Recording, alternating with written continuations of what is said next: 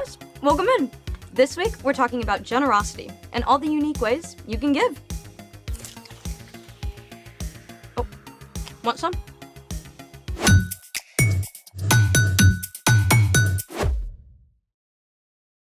Hey guys, welcome to Story Lab. I'm Sebastian. And I'm Skylar. This month, we're talking about how everything we have is a gift from God. Speaking of which, snack much? It's for my health. Oh, high fructose corn syrup? Monocalcium phosphate? Special delivery snacks. I am required to snack today. How's that? First-time blood donor. Thank you very much. I gave blood today at the blood drive. Many teenagers and adults can give half a liter of blood to help someone who is sick or has an accident. The person who donates will quickly replace that blood with new blood cells. Way cool. How was it? I was kind of nervous, but it wasn't so bad. And the snacks were the bomb. Seems like you've added a few. Snacking and drinking lots of fluids will help me make new blood cells. Look at you giving blood and saving lives. Thanks. I do feel kind of heroic. Especially when you think about all the awesome stuff that blood can do. It only takes a few minutes, and it's a big deal for someone else. I want to know more. Let's make it! Today, we're making our very own blood model in a bottle. Blood model in a bottle. Try saying that 10 times fast. Blood model bottle, blood model Joking. bottle. Moving right along. Right. Our blood is pretty much the most amazing special delivery service of all time. We're gonna need corn syrup, cinnamon candies, uncooked lima beans, rice, and a large jar or bottle. Mind reading the instructions? On it. Step 1. Fill the jar about 2/3 full with corn syrup.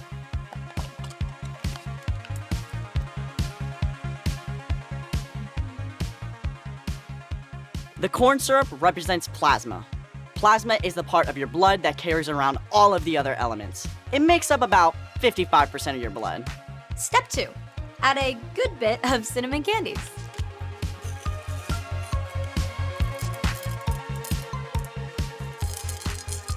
The cinnamon candies represent red blood cells. Red blood cells carry oxygen from the lungs through the whole body. Kind of like a food delivery service, but for air. Just like tiny little pizza delivery people. Step 3. Add a few lima beans.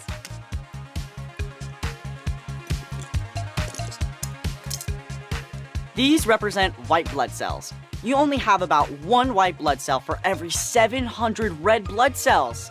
But these guys are the super bodyguards of the blood. They fight off diseases and bacteria to keep you healthy and strong. Definitely want to keep them happy. Step 4. Add rice. This is the final component of our blood. Platelets. Platelets form clots to help stop bleeds when we get hurt. Oh, like a scab. Now, we just cap off our model and we're good to go.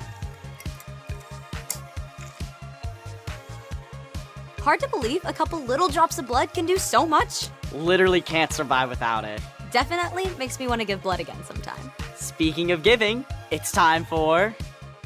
The story before the story.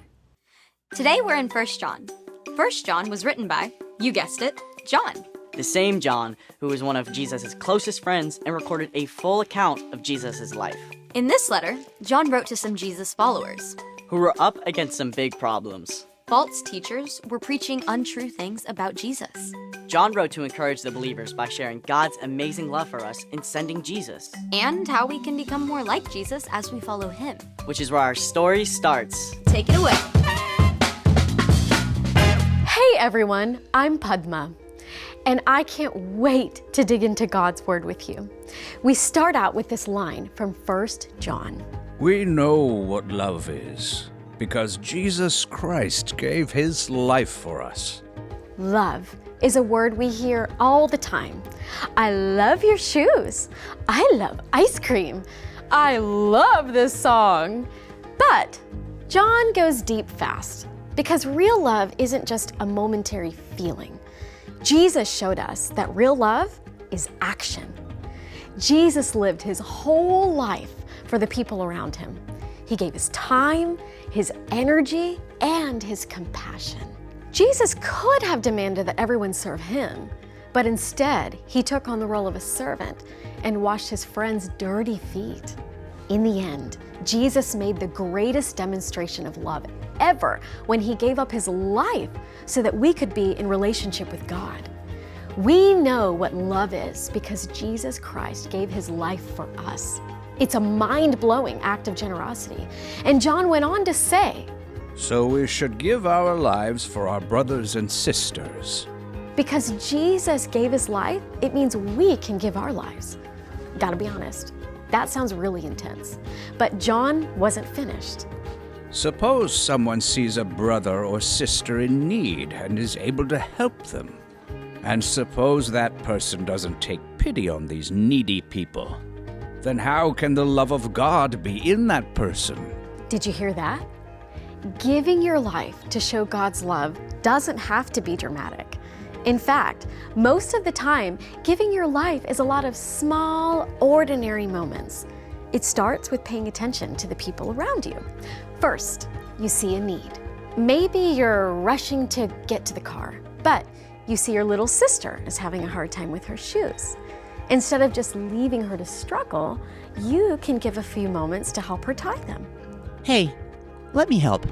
Or maybe you see the cafeteria lady looks kind of stressed out. Instead of just rushing to go eat your pizza, you can take a moment and give her a smile. This looks really great. Thanks for all you do.